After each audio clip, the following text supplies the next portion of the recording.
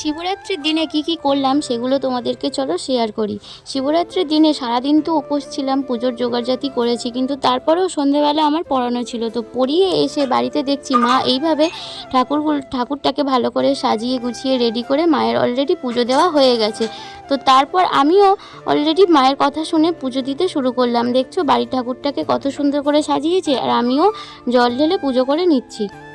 বাড়ির ঠাকুরকে পুজো দিয়ে বাড়ির কাছে আমাদের একটা শিব মন্দির আছে, সেখানে গিয়েই শিবরাত্রির উপোস করে জলটা ঢালা হয়। তারপর ভোর রাত্রে বাড়ি ফেরা হয় পুরো অঞ্জলি দেওয়া হয়ে গেলে।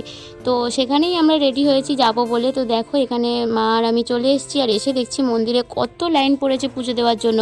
আমি আর মা সবার শেষে দাঁড়িয়েছি, কারণ পৌঁছাতে অনেকটা দেরি হয়ে গিয়েছিল। তখন অলরেডি প্রথম পর্বের পুজো শুরু হয়ে গিয়েছে। আর যেহেতু প্রথম পর্বের পুজোটা আমরা বাড়িতেই করেছি, তাই মন্দিরেও দাঁড়িয়েছিলাম, মন্দিরেও দেবো বলে। তো দেখো কতটা লাইন পড়েছে, আর এই যে একে একে সব ঢুকে পুজো করছে। তো একটু একটু করে লাইনটা এগোচ্ছে। লাইনে প্রায় আমাদের 1.5 ঘন্টা মতো সময় কেটে গেছে।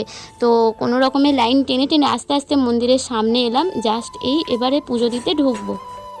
আমাদের এখানে বাড়ির কাছে সবচেয়ে বড় মন্দির এটা, মানে শিব মন্দির। তো এখানে শিবরাত্রি উপলক্ষে খুব ভিড় হয়, আর এখানেই বড় করে চড়কের মেলা হয়, যার ভিডিওটা তোমাদের সাথে আমি আগেই শেয়ার করেছি।